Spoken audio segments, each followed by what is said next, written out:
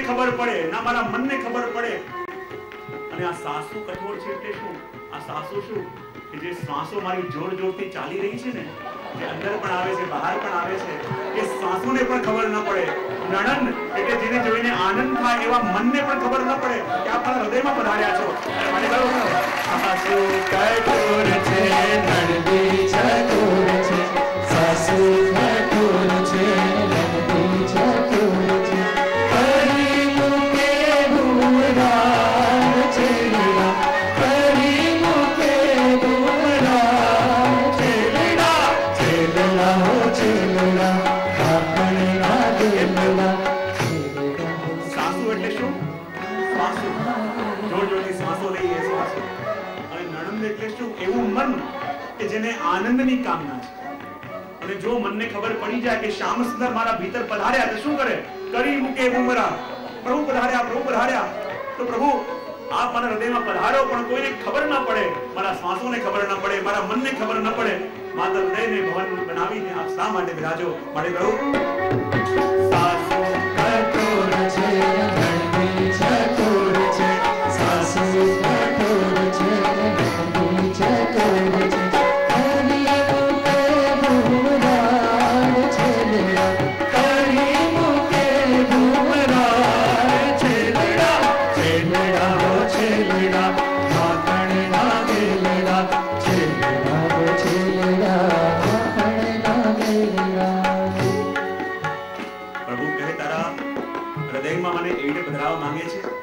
તારી શ્વાસોને પણ ખબર ન પડે, તારા મનને પણ ખબર ન પડે.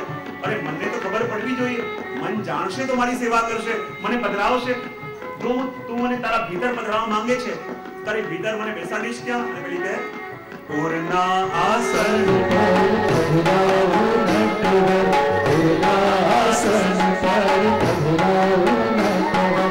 તુજું ચરણ સુખાય છેલડા, તુજું ચરણ સુખાય છેલડા.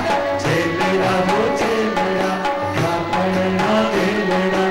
છેલડા હો છેલડા, આપણના દિલડા. જો સખી હું તારે ઘેર આવું, પૂર્ણના આસન પર તું મને બેસાડીશ અને મને બતાવો તો સહી મને શું ખવડાવીશ?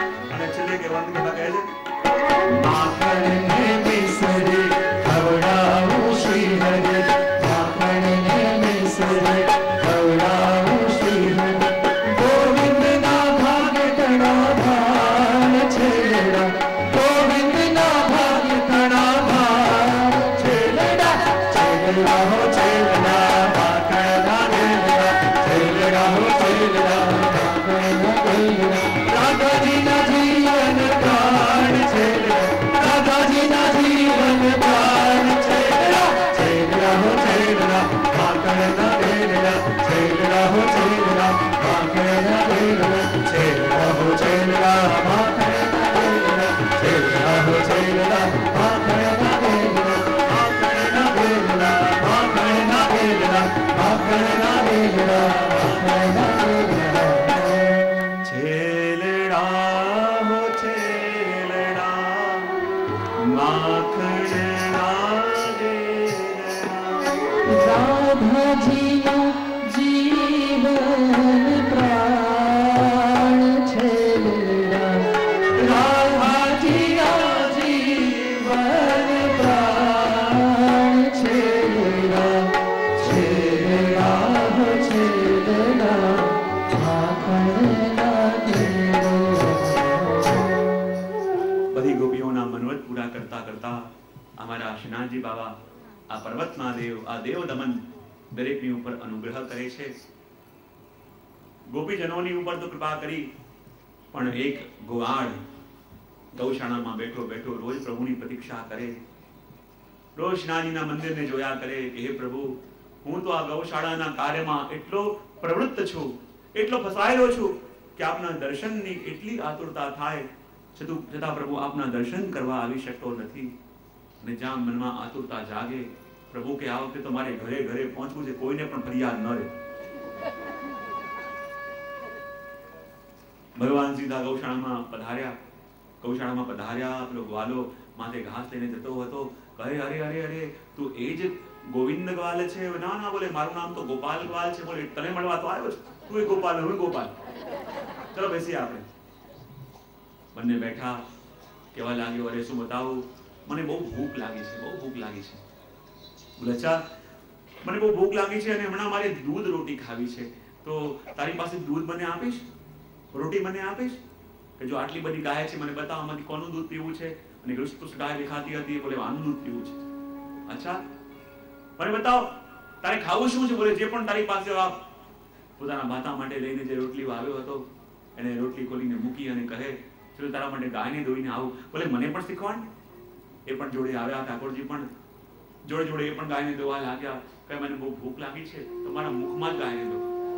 ઠાકોરજી વિરાજમાન થઈ ગયા અને ગાયની સીધી દૂધની ધાર જ્યારે પ્રભુના મુખમાં જાય અને દૂધની ધાર વહેતા વહેતા જ્યારે ક્ષેત્રમાં આવે અને દર્શન કરીને લાગ્યું પેલા ગ્વાલાને કે મારું તો જીવન ધન્ય થઈ ગયું.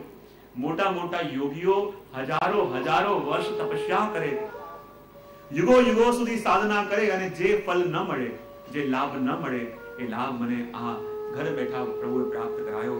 અને જતા જતા કહેવા લાગ્યા જો આ રોટી મેં ખાધી તારી, આ અડધી રોટી તું પણ ખા. અને આવ્યા અને જે પ્રભુનું અધરામૃત ગોપી ગીતમાં ગોપીઓ ગાય ગાયને થાકી છે, અધરામૃત પ્રભુ પ્રાપ્ત થાય ન મળ્યું. અહીંયા સામે આવીને ભગવાન એ ગ્વાલને પોતાની અધરામૃત રોટી અરોગાવી ગયા અને કહ્યું જો આજે તે મને બહુ સુખ આપ્યું છે, આજે તે મારી બહુ સેવા કરી છે, અને જો મને તારી બહુ યાદ આવશે એવું કર તું શિંગારના સમયે રોજ મારા દર્શન કરવા માટે આવીશ.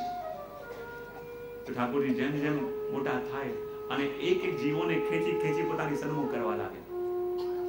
અરે જરૂર બાબા આવીશ, આ પોતે મને કહેવા આવ્યા છે તો હું કેમ ના આવું. અને એ ગ્વાલની ઉપર તો એવી કૃપા થઈ જેણે પ્રભુનું અધરામૃત ગ્રહણ કર્યું કે જ્યારે રોજનો નિયમ એનો થયો શિંગારના સમયે પ્રભુના દર્શન કરવા જાય, પણ જેવા પ્રભુના દર્શન કરે એવી દશા એની થઈ જાય, આંખોમાંથી અશ્રુધારા વહેવા લાગે અને મૂર્છિત થઈને ઢળી પડે.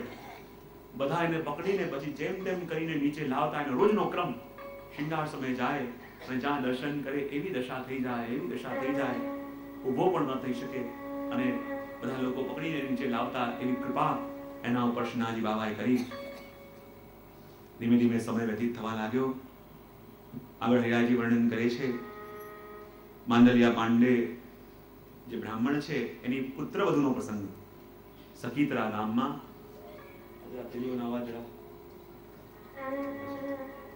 બોલી કૃષ્ણ કનૈયા.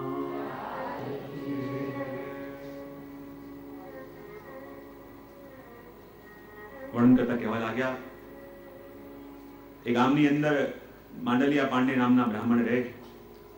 દીકરાના લગ્ન હમણાં નવા નવા કર્યા હતા. નવી નવી પરણીને વહુ ઘરમાં આવી હતી અને હજી તો મહેંદીનો રંગ પણ ઉતર્યો નતો અને એવી લીલા થઈ. સાસુમાને રોજ શોખ હતો ચીકણી ઘસવાનો અને જ્યાં ઘરમાં આવીને બીજા દિવસે ચીકણી ડબ્બી ખોવાઈ ગઈ. કહેવા લાગે જો આના પગલા થયા અને જો સૌથી પહેલા હું જ મળી. જ્યાં બીજા 2-3 દિવસ થયા એમની એક ભેંસે ખોવાઈ ગઈ. જ્યાં ભેંસે ખોવાઈ ગઈ ને સાસુને તો મોકો મળી ગયો. જો આના પગલા થયા ત્યાંથી આ સૌથી પહેલા શિકાર મને બનાવી, મારી ડબ્બી ગઈ અને બીજું આ ભેંસ પણ ગઈ. કાલથી ખાવા પીવાનું બધું બંધ, ભોજનમાં ઘી પણ નહીં આપવાનું, આને સૂકો રોટલો ખાલી ખાવાનો.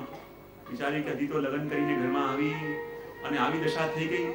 પછી ચીકણી ઘસે મારી સાસુ, ડબ્બી ખોવાઈ તો એને ખબર હોવી જોઈએ. ગાયો ચરાવવા માટે વનમાં જાય મારા દેવરો ને બધા. હવે ગાય ખોવાઈ તો જવાબદારી એના માથે હોવી જોઈએ. આ ખોવાયું આ બંને થી અને બધા અપરાધ મારા માથે. અને એવી કસોટી થવા લાગી.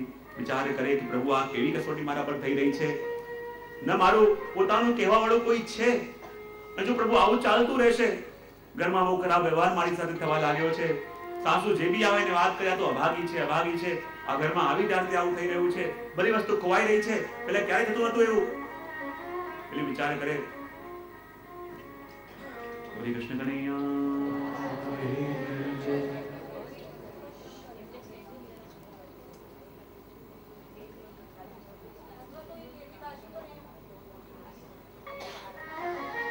બોલે કૃષ્ણ કનૈયા.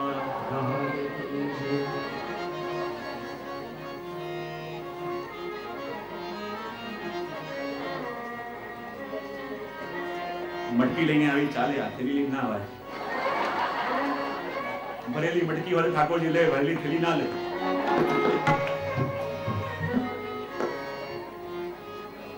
બોલે કૃષ્ણ કનૈયા.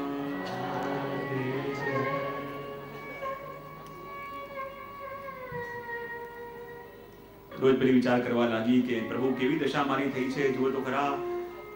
ઘરમાં પાછું જવાય એમ નથી. પિયરમાં પણ મારી સોદેલી માં છે તો પ્રતીક્ષા કરીને બેસી છે કે જેવી આવે ને હેરાન કરું.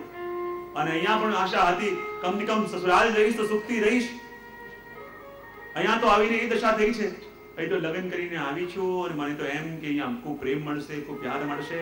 પણ આવતાની સાથે મારા ઉપર આક્ષેપ થવા લાગ્યા, આવી દશા થવા લાગી. હે શ્યામ સુંદર, પીડામાં ને પીડામાં પ્રભુને વિનંતી કરી કે હે દેવદમન, મેં એવું સાંભળ્યું છે કે આપ દરેકના મનવત પૂરા કરો છો. હે દેવદમન, મેં એવું સાંભળ્યું છે કે આપ કોઈની પીડાને જોઈ ન શકો. હે દેવદમન, મેં આપના માટે સાંભળ્યું છે કે આપના ભક્તોના આર્તનાદને આપ સાંભળો છો. હે પ્રભુ, મારા પર કૃપા કરો. આજે ખોટા આણ મારી ઉપર આવ્યા છે, આ ખોટી કસોટી મારી થઈ રહી છે. પ્રભુ, એમાંથી મને બહાર કાઢો. તો પ્રભુ આપને 10 શેર માખણ વાળું છે. અને આવો ઉત્તમ ભાવ કરીએ તો પ્રભુ ગ્વાલો સાથે રમતા હતા એમ પ્રભુને સંભળાયું. મનમાં પેલી ભાવ કર્યો અને પ્રભુને લાગ્યું કે આને મનમાં ભાવ તો કર્યો છે, પણ આર્ત ભાવથી મને પોકાર્યો છે. અને જ્યાં આર્તનાદથી પ્રભુને યાદ કર્યા, પ્રભુએ એવી લીલા કરી કે જેની ભેંસ ગાય ક્યાં ખોવાઈ ગઈ હતી, પ્રભુને ગોદીને ગૌશાળામાં લઈ આવ્યા અને જ્યાં મળી ગઈ.